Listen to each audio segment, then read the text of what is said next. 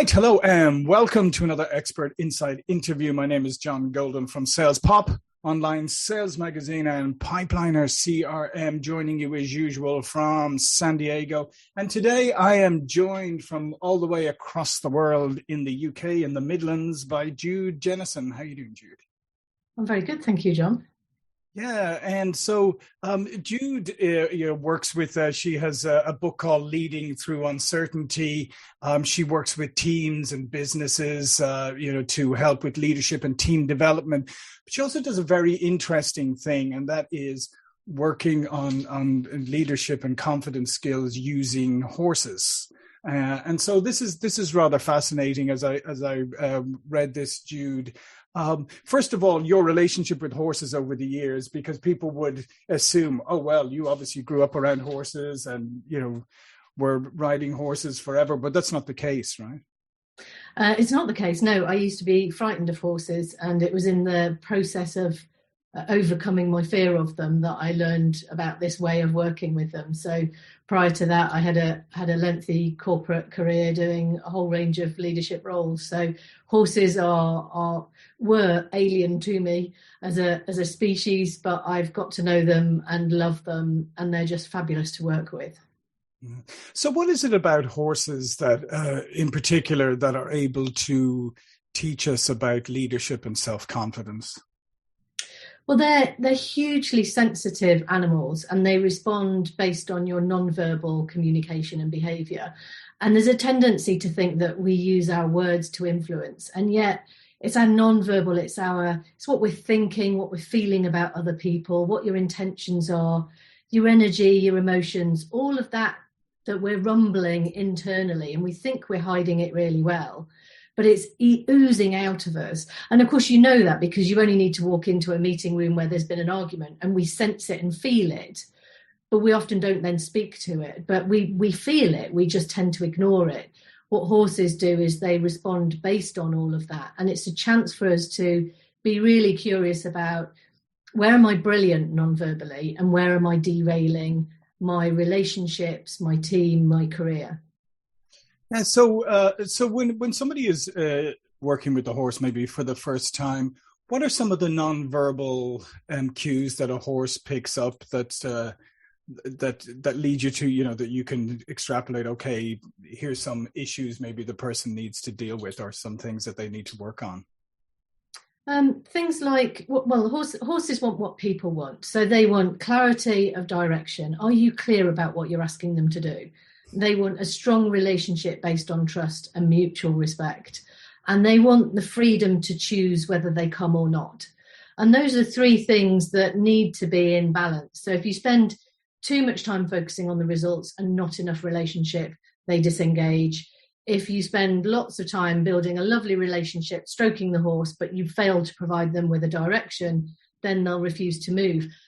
And people are more polite. So people will go with you when your leadership is not quite on point, whereas horses won't. So some of the things that get uncovered are self-doubt, a lack of self-belief, self-confidence, self-awareness, the assumptions that we're making, the emotions that we have. So we've all felt frustration in the workplace, and usually we feel frustrated with somebody who doesn't do what we want them to do.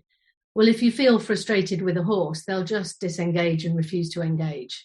So it's a chance to be much more mindful about, what are the emotions that I'm having, and how do I use those as a source of information? So, for example, if I feel frustrated, there's something that I'm wanting from that relationship or that person that I'm not getting. So to be really curious about, what is it I want, and to provide clarity and direction around that, and be honest about what we're thinking and what we're feeling. So a lot of it is about transparency and authenticity. Yeah, and that's fascinating, Jude, because I was just writing down here is that idea of, we get frustrated at people because they're not doing things that maybe we want them to do, or they're not doing it in the way that we think they should. But if when we do have that honest conversation, it often comes across, as you said, the reason is because we never provided real clarity. We made assumptions. We assumed they knew what we were talking about. We assumed that maybe they had the experience to do. We make a ton of assumptions without ever validating them. Absolutely, yeah. And in fact, my latest book is called Opus, The Hidden Dynamics of Team Performance. And in there, I talk about 12 hidden dynamics that are occurring in every team. And one of those is the assumptions that we make. So we make assumptions about whether people will engage or disengage. We make assumptions about whether we like them or not and whether they like us or not. And if we make the assumption that there is going to be conflict, we're more likely to create it by our non-verbal behaviour, because we go in either on the offensive or on the defensive. Yeah, and that's fascinating. Also about the self-awareness piece, because that is, for me, that is the hardest part, and the thing that I think holds most people back from fulfilling their potential is self-awareness. And achieving a level of self-awareness is not a particularly easy thing, because it does require you like looking at yourself. So when people work with the horses, how does that help with the self-awareness piece? Well, I think it lightens it a bit, because I think, as you allude to, self-awareness can sometimes be a bit awkward and icky, because sometimes we don't like what we see when we look at our behaviour. And so what we like to do is pretend that we're doing things perfectly, because we actually don't like to fail. Whereas when you're working with a horse, if the horse refuses to move, that's feedback. That's feedback on your leadership and team skills. And it's very clean and it's very clear and it's non-judgmental and there's no agenda with it. But it's a chance to be curious and say, okay, not that. So what is it the horse is wanting? And therefore my job is to then help them map that back to the workplace and say, well, if the horse is wanting you to be more confident, how do you demonstrate more confidence in the workplace? Or if the horse is wanting you to trust them and not be micromanaged, how does that relate to how you might lead a team in the workplace? Yeah, and I think part of what you were just saying earlier is fascinating as well, because sometimes we do focus in too heavily on one aspect or another. As you said, maybe we focus in too much on the relationship aspect, but don't provide clarity or expectations around outcomes, or we focus far too much on that and on the relationship. So that whole balance is I mean, that's quite a challenge to achieve. It's really tricky. And I always say it's like a knife edge of us being on our leadership. And we're either too relational or too focused on the results. And we're constantly flipping between the two. And when you absolutely get it bang on, because it feels effortless when you're leading a team or a person, whether it's a client or a supplier, whatever the relationship is, when it's in flow, it's effortless and it's easy. When it's slightly awkward and clunky, I always say that's the chance to explore of where am I? Am I being too focused on the result or too much on the relationship? And how do I bring that back into balance? And we're really talking about fine-tuning here. Mm-hmm. And what I loved it, because I was saying before we came on air, I watched the video from one of the people that you helped, and it was very interesting, the fact that after working with the horses that she felt more confident in speaking to high-level executives, like C-level, high executive level. And I know from my own limited experience of riding horses, I mean, you do go in initially when you approach the horse and think, oh my goodness, this thing is huge. And a lot of your confidence drains out. And I think that happens with a lot of people. And you go, well, I've no experience, what's going to happen? And I think there's a lot of people do that when they interact with people who they perceive to be on a higher level than them, especially in sales. A lot of the confidence drains out of them, and they present themselves in maybe a somewhat subservient role. Yeah, absolutely. And I think particularly when you're working with people where you perceive them to have more power over you, and in reality they don't, but often when people are managing their boss or the MD or CEO of a company, or as you say, in a sales conversation, then often people will give their power away. So they'll just diminish themselves And of course, if you do that with a horse, they'll flatly refuse to engage with you. So you have to match them in that level of power and energy without getting into a power struggle.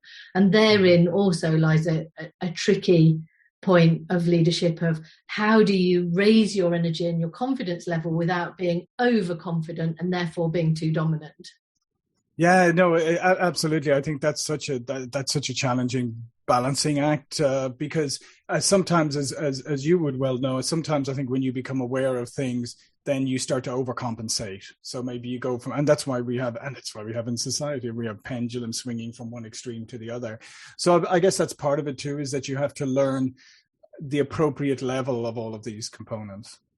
Absolutely. And if you think about from a sales point of view, nobody likes a salesperson that bounces in full of their own importance and full of like over self-confident. Everybody gets switched off by that.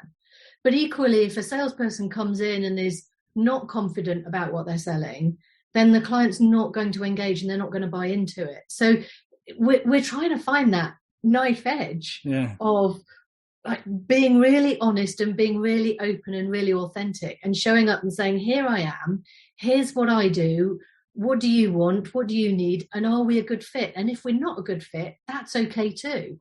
And to have the humility to be able to go away and say, no, that's okay, we're not a good fit. Yeah, and it goes back to what you mentioned earlier about the authenticity piece, because I mean, if you're authentic and you really want to help people, that's what sales is about. It's about helping people. And if your solution or your service isn't going to help that person, is going to do what they need, then that's great for you to know, and it's great for them to know. And again, you're doing them a service, and that might actually get you, who knows, might get you a referral in the future. Yeah, exactly. Yeah. So you said, okay, so if I approach a horse from a very with total lacking in confidence and going, oh my goodness, this thing is huge, you said, okay, the horse will probably do nothing, won't engage with you.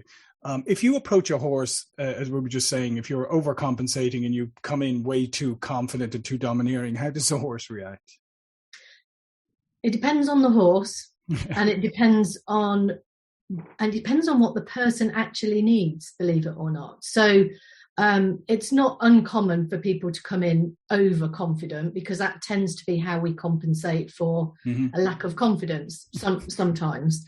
And for those people who do overcompensate, if they work with my mare, for example, which is a female horse, and all my work is done on the ground, by the way, so there's no riding involved. If they go up to her and they pretend to be super confident, but inside they're not, and they say, right, come on, we're going, she will either refuse to engage and close her eyes and fall asleep and shut them out, or if she thinks they need putting in their place, she will headbutt them gently. And often then what happens is, if that person then engages in a power struggle and nudges her back, you then get this power struggle where they nudge her and she nudges them. And that can be very uncomfortable to watching somebody leading a horse with this constant power struggle. By the way, it can be very uncomfortable to be in that kind of a power struggle in the workplace as well. Yeah. So, and there's something very compelling about when a horse puts you in your place. You know that there's no judgment. You know there's no agenda. And they've not come with a preconceived idea. And usually the person that is being headbutted by mare has usually watched somebody else lead her confidently and quietly without getting into a power struggle. So it's a real eye-opener for people to look and say, okay, how do I do this differently so that I get a better result, a better relationship? Yeah, and in a way that has both of us being in harmony, that's kinder for both of us. And what I love about what you just said is that idea of, you know, the horse doesn't come to the engagement with any preconceived notions. They don't know who you are. They don't know what your experience level is or whatever. And I think that that sometimes we approach, and go back to sales, sometimes we approach these engagements with high-level people and we project onto them what we think they will think about us. But generally speaking, especially if you're meeting for the first time, they're pretty much coming with no preconceived notions or ideas about you. Exactly. But what will quickly happen with people is we very quickly make a judgment. So we instantly make a decision about whether we like that person or not, or whether we trust them, or whether they're credible. And all of that is non-verbal. So the moment you walk into a room or enter a Zoom call, as we do these days, the moment you engage with somebody for the first time, they instantly make a decision about you. And by the way, the horse will as well. And we're doing that non-verbally, and we're doing that based on our energy and what we're feeling and what we're sensing. We're just not as aware of it.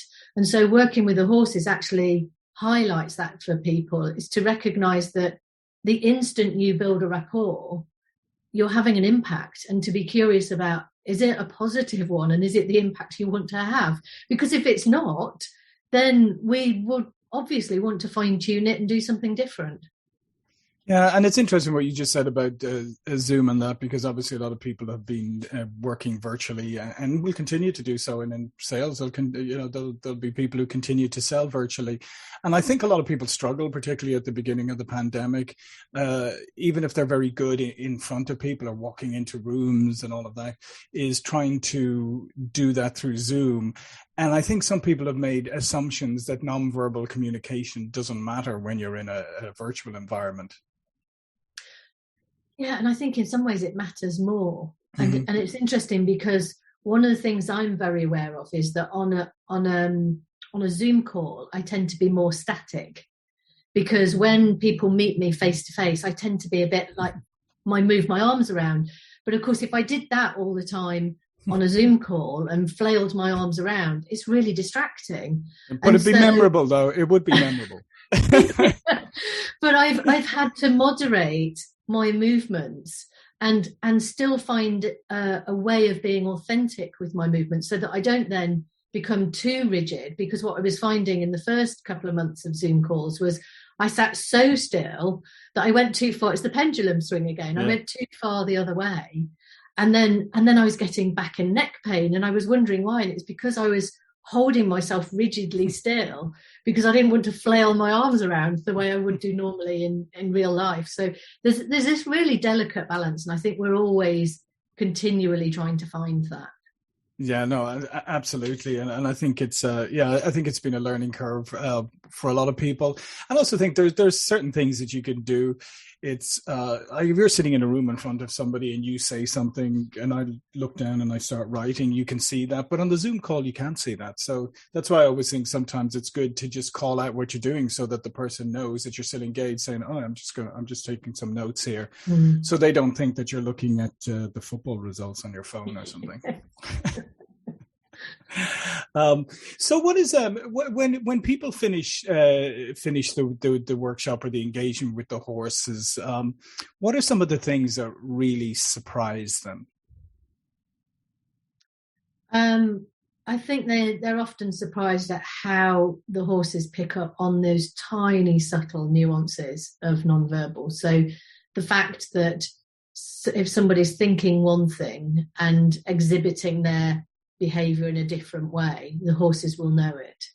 The fact that the horses will feel if a parent died last week and you're still feeling that grief and you're stuffing it down because you're trying to get on with work, the horses will feel it.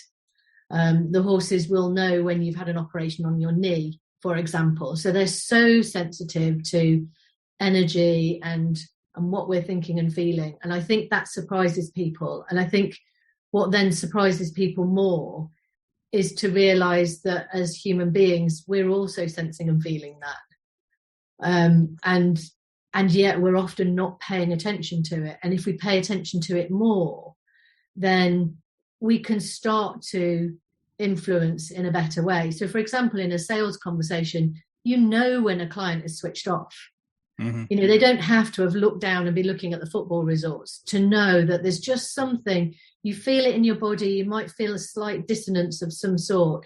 And that's information to say there's something that's slightly off. What is it that they're wanting that they're not getting from you? Is it more clarity? Is it more trust? Is it credibility?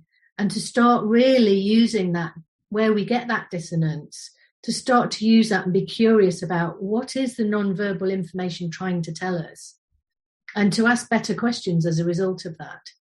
And I think that one of the things that people do then is they really hone that skill of sensing energetically what's going on in the space and knowing when we need to change things. Yeah, and I think that's critically important, obviously, knowing that about yourself. But also, as you said, I mean, the horses pick it up from the other person. So I think it's also important, isn't it, that you learn to read other people or be sensitive to other, because sometimes, let's face it, we appropriate everything. So if you walk into a room and the person you meet and they seem kind of standoffish or there's something, we immediately assume it's ourselves. And then we get into a kind of defensive mode or panic mode or whatever it is, but it may have nothing to do with us at all. And conversely, we often hear people say, "Oh, that person's really aloof or really standoffish." Yeah. And often they're shy, they're introverted. Yep.